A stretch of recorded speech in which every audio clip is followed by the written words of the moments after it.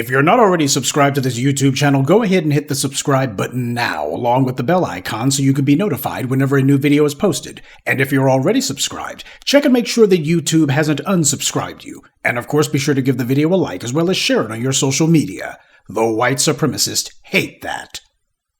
And now, the Sunday address. What did you think of this year's Super Bowl? I mean, you mentioned DEI. People complained about that. I mean, to put it nicely, it wasn't my cup of tea, but I got to respect it. And here's why. You know, I grew up loving, emulating hip-hop, all things hip-hop, breakdancing, DJing, graffiti, rapping. And so I understand the culture a little bit more than most. And when I say most, of course, I mean white people. You know, after there's a lot of things going through your head, you know, everyone's like, that sucked, this, that, and the other. I'm like, man, this kid pretty much came out figuratively with both middle fingers in the air, doing what he does for the people who love what he does, unapologetically. And I don't think he gives a frog's fat ass what anyone thinks about it. Like you. Well, that's what I'm saying. I'm like, so I go, it's pretty much how I built my whole career. I got to respect it. Right. Yeah, okay, there we go, common ground. Yeah, I mean... Now, how did he get there? I think a lot of people, I've heard nobody answer this question yet, like, how did he get that gig? Jay-Z. All right, what happened there? I think Jay-Z and Kendrick Lamar should both send Colin Kaepernick a bundt cake and a six-pack of beer and a thank you note with a bunch of money in it. Because without him kneeling and getting everyone's panties in a bunch over the anthem, self-included, I don't think that happens. Yeah, I know you... And by the way, wait, one more point. This was the epitome of DEI. Like, this was the epitome of DEI blowing up. Because, you know, the NFL was all this DEI and racism, all this stuff. They got Jay-Z in their book and this, and like Kendrick Lamar goes out there and basically turns DEI into an IED. It's like, it's all black people, or all people of color, speaking to his crowd in the hood, black people. It was like the most non-exclusive, or the most exclusive thing ever. And I'm like, fuck yeah, that's awesome. I'm laughing my ass off. Well, it's nice to see that some people crawled out of their drug-induced stupor long enough to drop their pearls of wisdom. I'm thinking about Bill Maher in this case, but it's nice to see that Kid Rock took some time away from the moonshine still to go ahead and grace us with his presence. Now, this is, of course, entertainment and sports related, but I'm going to spare you my usual preamble. Now, unless you've been hiding under a rock, or you're one of those people who just doesn't care about sports, and I admit I fall in that category, but nonetheless, even I have heard about Kendrick Lamar's world-shattering, death-defying performance at the Super Bowl. And it was a lot more than just his performance, the lyrics of which being plenty provocative on their own. His halftime show made all the right people uncomfortable. Now, we can talk about the rightness or the wrongness of him performing his famous Drake diss track on the biggest stage in media, but the furor about his performance is coming from the white right, and they didn't mention Drake at all. They could care less about that, and there's a lesson in that for black people.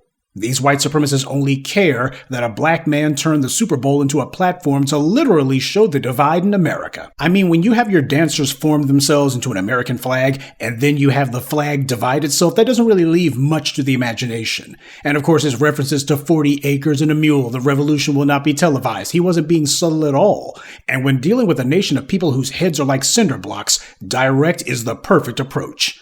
Amazing, though, how you have all these creeps trying to pretend like they didn't understand Kendrick Lamar's lyrics, or they didn't understand why he was there, what's going on. Oh, well, we didn't watch the Super Bowl anyway. That's a lie. Super Bowl viewership this year broke records. And speaking of record-breaking, Kendrick Lamar's halftime show is the most watched halftime show in Super Bowl history. In fact, according to certain white media reports, Kendrick Lamar's halftime show actually had more people watching it than tuned in for the Super Bowl itself. So when he dropped the mic, a lot of people dropped out. I guess when he said turn off the TV at the end, people took that literally. But the point is, you got all these creeps who are trying to act as if they didn't watch this. Well, obviously they saw it. They understood exactly what they were seeing, and they hated it.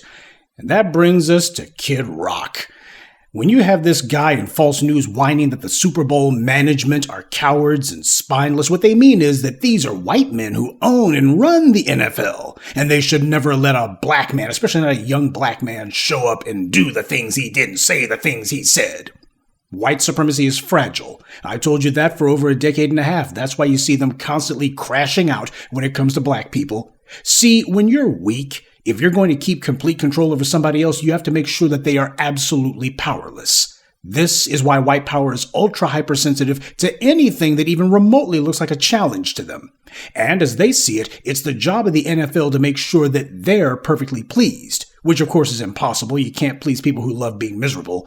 But that's what they mean when you got people like Kid Rock and False News saying, NFL management, they're sitting here kowtowing these guys, they're rolling over for him, and this is what you get. That's what they're saying. They're sending up the not-so-subtle dog whistle. At this point, it's just a foghorn saying, you guys should keep these niggers in line. You need to prove to us you can keep the niggers in line. All this over an NFL halftime show, and keep in mind, this is also an annual tradition with the white media, especially the right corner of the white media. They're always doing the phony outrage over the NFL halftime show. They did the same thing about Beyonce. They're like, oh my God, it was like a Black Panther rally out there. What are you talking about? She was wearing fishnet stockings. And they were sitting there complaining about Janet Jackson and wardrobe malfunctions. Whenever there's black people headlining the Super Bowl halftime show, they always do this phony outrage.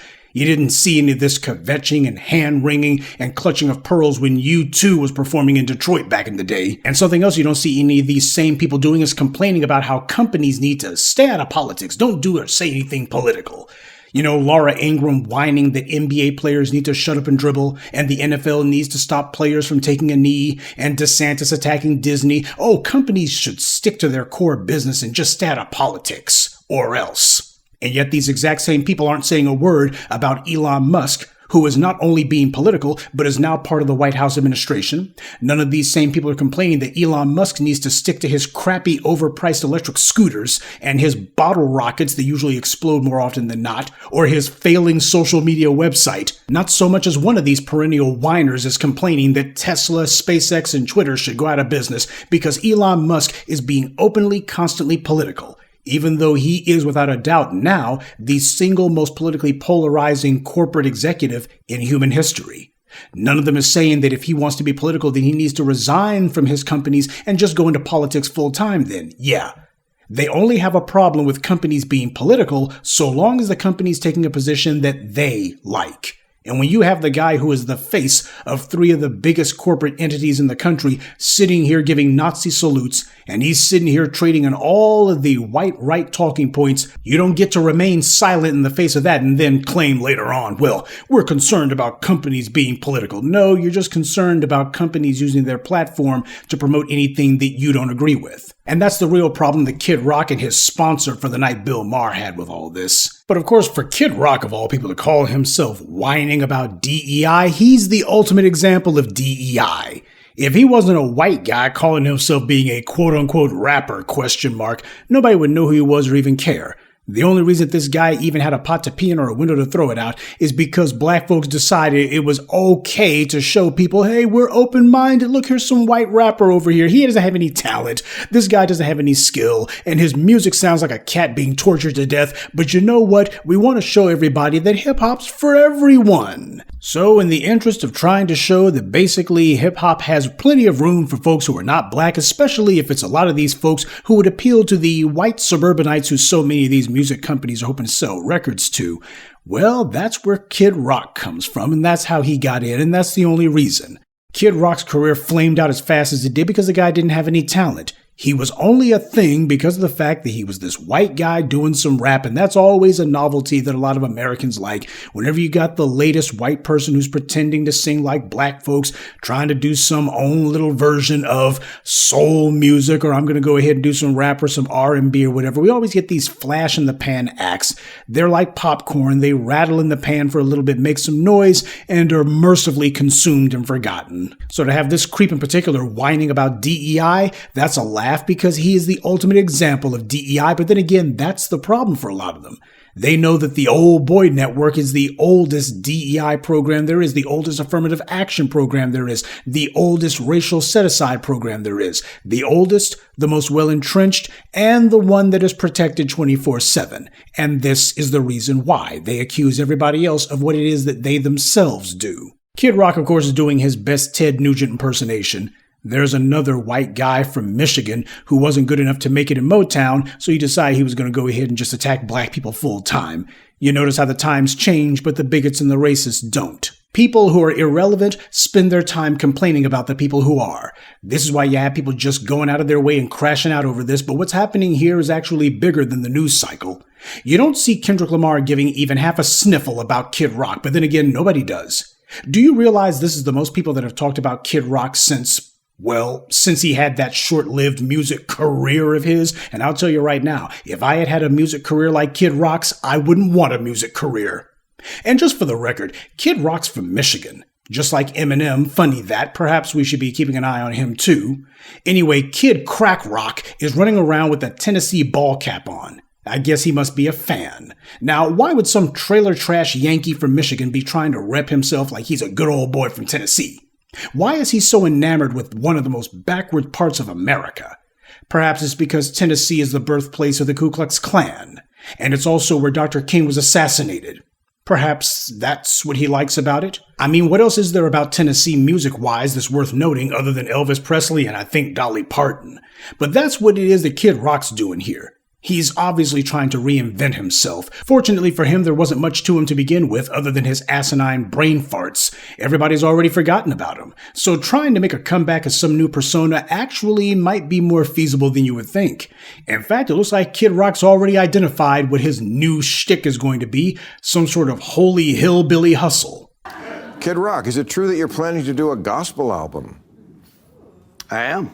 I'm doing early beginnings now, doing a gospel record with my old friend Rick Rubin. Oh, Rick Rubin, wow. Did he produce an album of yours before? Have you worked? Yeah, he did one record of mine, a record called Born Free. Oh, yeah, I know it well. Wow, so a gospel album. Isn't it one of the oldest tricks in the PR playbook that whenever you have one of these wild as hell rock and rollers out there, the whole sex, drugs, and rock and roll crowd, whenever one of these people winds up being washed up and put out to dry, they always try to reinvent themselves as some sort of, I had a come to Jesus moment and I've left all of that sin behind me. That's usually what they try. So I'm cleaning up my act. It's all PR. It's all spin. This is what they always try to do whenever it's time to try to reinvent themselves. They try to get a new lease on life by saying, I've put all that sin behind me. I'm going to be doing some nice stuff for the kiddies. What they're really doing is they're trying to reposition themselves to appeal to a new, broader audience. That's all that's happened with this joker. But a gospel album from Kid Rock? Seriously, who asked for this? If Kid Rock ever does do a gospel album, I wouldn't be surprised if the Pope himself decided to drop a diss track.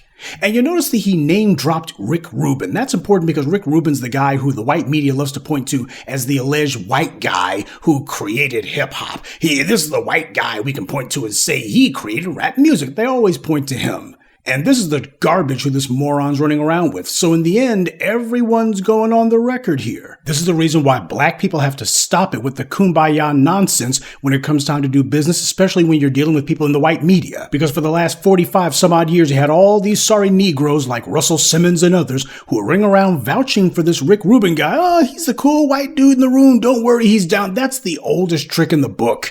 Whenever it comes time for these white supremacists to do some sort of infiltration, the first thing that they try is, I'm down with the brothers, bro ham. I mean, it's the oldest trick in the book, mainly because it works. There are always a few sorry Negroes who are only too jolly in the behind and only too eager to sell their souls for a freaking candy bar or a pat on the head from massa. So just keep that in mind because there's always going to be some few fools out there, many of them claiming that, we're so colorblind and we believe in racial inclusion and such, and they always go ahead and put in this propaganda. Next time somebody calls themselves name-dropping Rick Rubin, you better keep this in mind. Rick Rubin was never on the side of the angels. This is the kind of crowd that he really wants to run with. But Kid Rock's sitting here proclaiming that for his second act, he's going to call himself making a gospel album. Apparently, there's nobody around him who loves him, because if there were, they'd tell him, hey, the reason that your rap career, fizzled out, it wasn't so much about the raunchy lyrics, though that seemed to be the only thing that clown was offering. But because of the fact that the guy had no talent, there was nothing special about him, he was getting by on the novelty of being a white rapper. That's what he was doing. That's the only way that this guy could get himself a record contract. And don't you think that ate at his soul, if he has one? That ate him alive. This guy could not stand black people, hated black people, all this trash that he's talking. He's been waiting years, if not decades, to go ahead and finally tell black people what he really thought of us. But it also ate him alive that the only reason that anybody knows his name, the only reason that he did not end up stuck in that same trailer park that he failed to crawl out of on his own was because of black people. He owes everything he has, including his short-lived career, to black people. Without us, he doesn't exist. Because without us, there's no hip-hop. No hip-hop means no rap. No rap means that there's no form of music for this parasite to leech himself onto. And most of all, he benefited from black people not cultural gatekeeping. There were no black people who were sitting here going, you know what, this guy, he don't pass the smell test. This guy is not from the culture that created this, so he needs to see his way out. No cultural gatekeeping, and this was the result. Though it is gratifying to see that there are people complaining about how it was all black people on stage. Never mind that the white right's been fighting since forever for the right to racially discriminate. That's what they've been bragging about. They've just been beaming with the orange man in there in this compliant Supreme Court that will sign off on any and everything that the Federalist Society wants. Why, we'll just say that racial discrimination is the order of the day. America's an equal country now. There's no evidence of it. We're just going to go ahead and say it. Well, they got what they wanted. There's not going to be any more consideration given to, well, I'd like for my group, business school, whatever, to look like so-and-so. Oh, no. Instead, it's going to be discrimination is all right, and that being the case, what are they complaining about? They got the best people to be Kendrick Lamar's dancers. He has the right to choose the people who are best for the job, and that's exactly what he did. They got exactly what they want, and now they're shrieking and yelling and complaining. Why? Because the goal from the very beginning was that there were not supposed to be any black people seen at all. That's been the entire job that they've been trying to pursue from the very beginning. That's been the real point. There's no white people on screen. That's the problem that they got.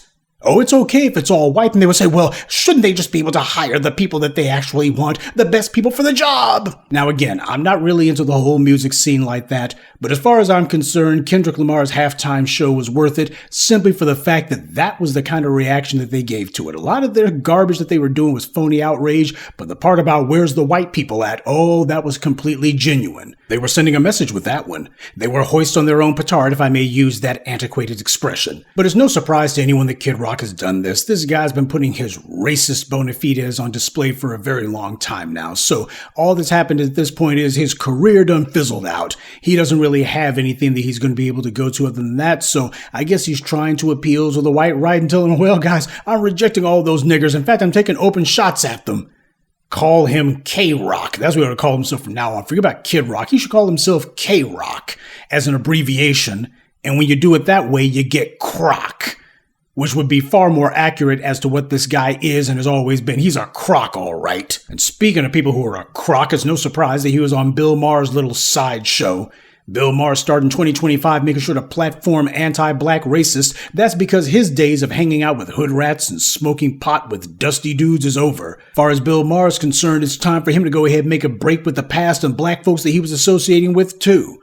That's what he's been doing, and this is no accident that these platforms keep being given to these people. They say the dirty stuff that these little white media executives who paid them money can't say, which of course is the entire reason that this washed-up has-beens even on the air.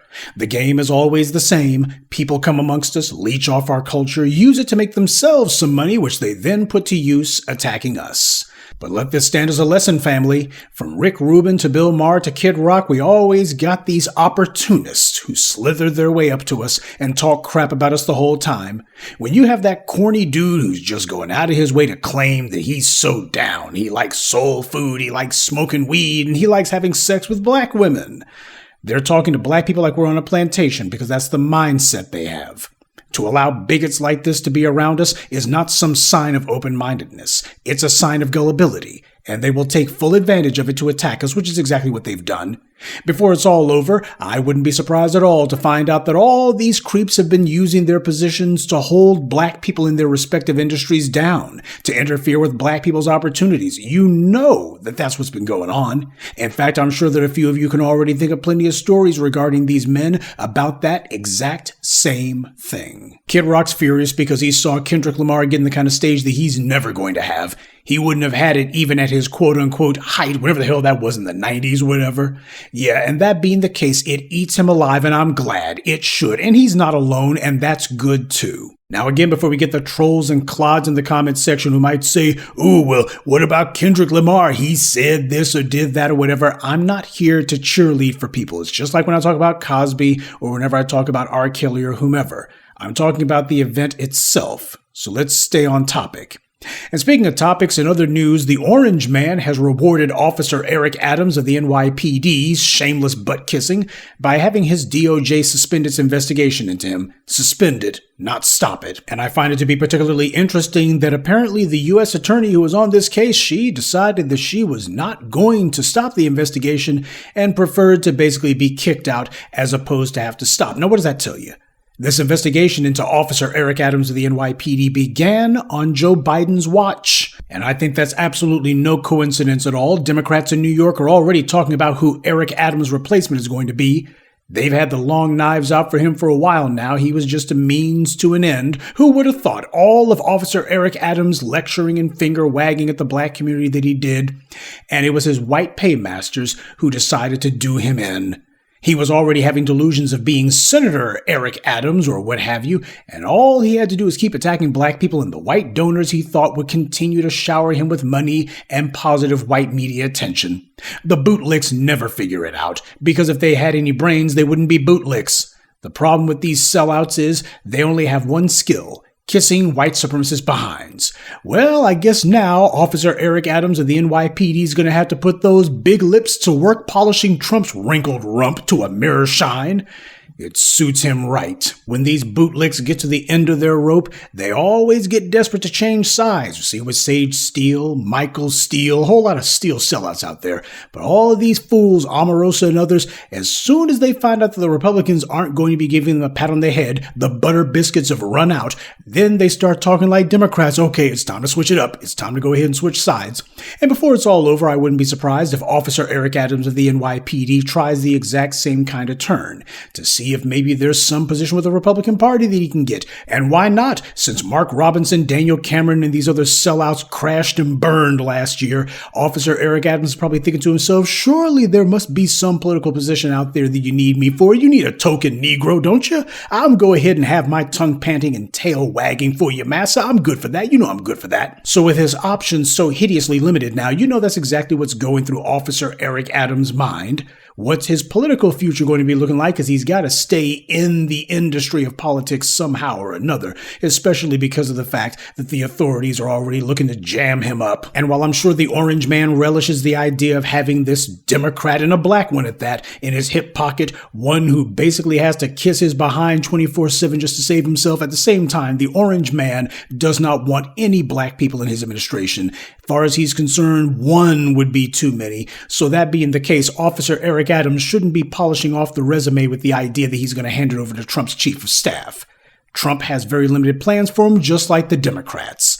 The bootlicks never figure it out. Doesn't matter if you're trying to cater to the white left or the white right. The end will always be the same. The tool always winds up being broken. Now, our problem is we're too busy trying to be everybody's buddy that we don't ever put ourselves in a position where we can have some of these people like Kid Rock and Bill Maher as our tools, individuals who we got on strings. And that, of course, as soon as their mouths start getting a little bit loose and they start saying some of this grimy stuff, okay, now it's time to break that tool and throw them away because it's time. That's not about friendship. It ain't about loving everybody. It's about the exercise of power. Having Kendrick Lamar showing America its own dirty face and spitting in the face of these white supremacists, that's a nice moment. But the problem is the Kid Crack Rocks and Bill Mahers of the world, they know that Kendrick Lamar's show, no matter how popular, no matter how well seen, it's still only for 12 minutes on one night. It does not change the position of white supremacy. And that being the case, we need to understand that we have to subject the enemy to perpetual humiliations. The Kid Rocks and Bill Mahers and their ilk, they have to be perpetually humiliated because that is a key component of warfare. That is how you demoralize the enemy. Show them that the right people are in a position to make the rules and to enforce them. And when black folks get serious about that, well, when some of these unreformed bigots call themselves smiling up in our faces, we'll have them singing a brand new tune. Good evening, and be one. I'd like to take a moment to mention some of our contributors: Mark Anderson, Sean, Black to Deaf, Zachary Jenkins, and David Goodwin. Salute to them, and thank you to everyone for listening, liking, and sharing this message. Black empowerment only exists because of you.